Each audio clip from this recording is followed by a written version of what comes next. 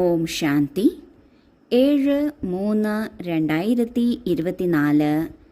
ഇന്നത്തെ മുരളിയുടെ main points. മധുരമായ കുട്ടികളെ, ബാബയുടെ കർത്തവ്യമാണ് മുള്ളുകാടിനെ നശിപ്പിച്ച് പുഷ്പങ്ങളുടെ പൂന്തോട്ടമാക്കി മാറ്റുക. ഇതിലൂടെ തന്നെയാണ് നമ്പർ 1 ഫാമിലി പ്ലാനിംഗ് നടക്കുന്നത്. ലോകത്തിലെ ജനസംഖ്യ കുറയ്ക്കുന്നതിന് ഗവൺമെൻറ് സ്വീകരിച്ച മാർഗമാണ് ഫാമിലി പ്ലാനിംഗ് എന്നത്. ഇതിലൂടെ ജനസംഖ്യയിൽ വ്യത്യാസം വരും എന്നാണ് ലോകത്തിലുള്ളവർ ചിന്തിക്കുന്നത്. എന്നാൽ ബാബ നമ്മൾ കുട്ടികളെ മുള്ളിൽ നിന്ന് പുഷ്പമാക്കുന്നു. ഈ മുഴുവൻ ലോകമായ മുള്ളുകാടിനെ പൂന്തോട്ടമാക്കി മാറ്റുന്നു. ഈ പൂന്തോട്ടത്തിൽ വളരെ കുറച്ച് ആത്മാക്കളെ ഉണ്ടാകുള്ളൂ. കാരണം ആരാണോ സ്വയം യോഗ്യരായത് അവർക്കാണ് പൂന്തോട്ടത്തിൽ വരാൻ സാധിക്കുന്നത്. മുള്ളുകാട്ടിലിരുന്നു കൊണ്ടും സ്വയം പൂന്തോട്ടത്തിന് യോഗ്യരായി എങ്കിൽ അവർക്കാണ് പൂന്തോട്ടത്തിലേക്ക് വരാൻ സാധിക്കുന്നത്. അത് ഈ സംഗമയുഗത്തിൽ മാത്രമേ സാധ്യമാകുന്നുള്ളൂ. അതിനാൽ ബാബ പറയുന്നു, യഥാർത്ഥ നമ്പർ 1 ഫാമിലി പ്ലാനിംഗ് ബാബ തന്നെയാണ് ചെയ്യുന്നത്. എല്ലാ കുട്ടികളെയും വീട്ടിലേക്ക് കൊണ്ടുപോകുന്നു. ആരാണോ യോഗ്യരായിട്ടുള്ളത് അവരെ പൂന്തോട്ടത്തിലേക്ക് വിടുന്നു. ചോദ്യം: ഫാമിലി പ്ലാനിങ്ങിൻ്റെ ഏറ്റവും ഫസ്റ്റ് ക്ലാസ് ആയ ശാസ്ത്രം ഏതാണ്? എങ്ങനെ? ഉത്തരം: ഗീതയാണ് ഫാമിലി പ്ലാനിങ്ങിൻ്റെ ഫസ്റ്റ് ക്ലാസ് ശാസ്ത്രം.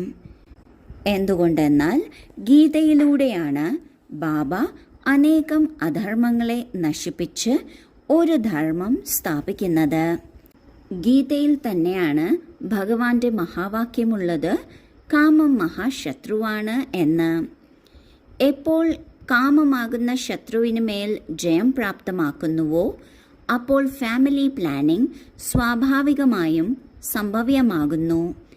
ഇത് ഒരു ബാബയുടെ മാത്രം ജോലിയാണ്, ഒരു മനുഷ്യൻ്റെയും അല്ല.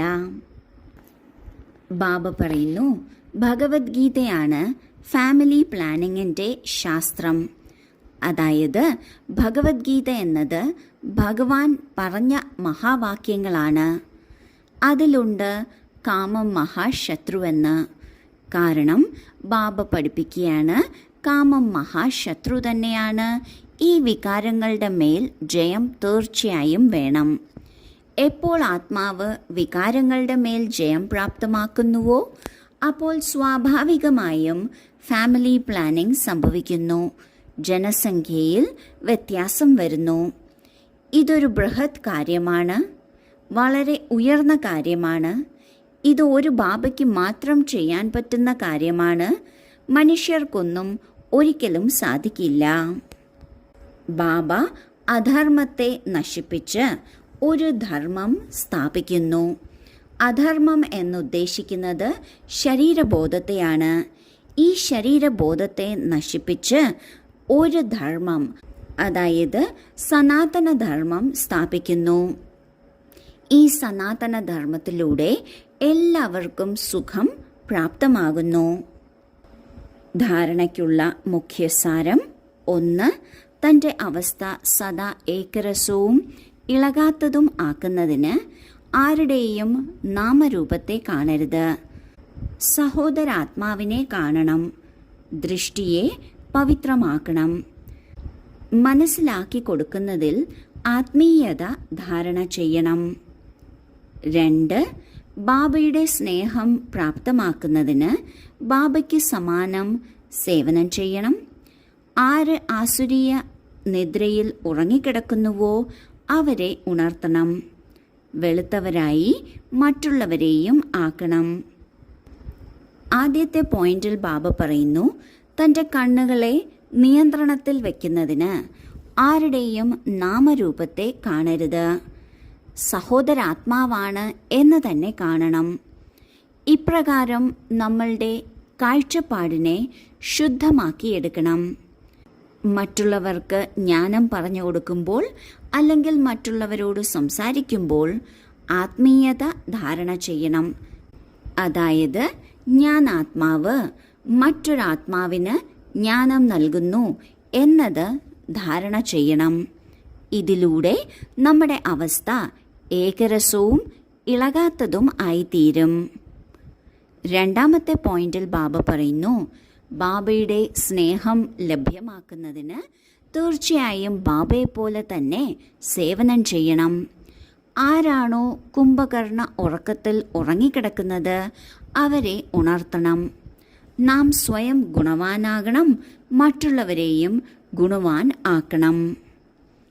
വരദാനം: തൻ്റെ സരള സ്വഭാവത്തിലൂടെയും ശുഭഭാവനയിലൂടെയും ഭോലാനാഥനായ ബാബയുടെ സ്നേഹത്തിൻ്റെ അനുഭവം ചെയ്യിക്കുന്ന ആകർഷണമൂർത്തരായി ഭവിക്കട്ടെ. ഭോലാനാഥനായ ബാബയ്ക്ക് ഏറ്റവും പ്രിയപ്പെട്ടത് നിഷ്കളങ്കരായ കുട്ടികളാണ്. നിഷ്കളങ്കർ എന്നാൽ ആരാണോ സദാ സരള സ്വഭാവം, ശുഭഭാവം, സ്വച്ഛത സമ്പന്നമായിട്ടുള്ളത്, മനസ്സും കർമ്മവും രണ്ടിലും സത്യതയും ശുദ്ധതയും ഉള്ളത്, ഇങ്ങനെയുള്ള കുട്ടികൾ ആകർഷണമൂർത്തരായി ബാബയെയും തൻ്റെ മേൽ ആകർഷിക്കുന്നു.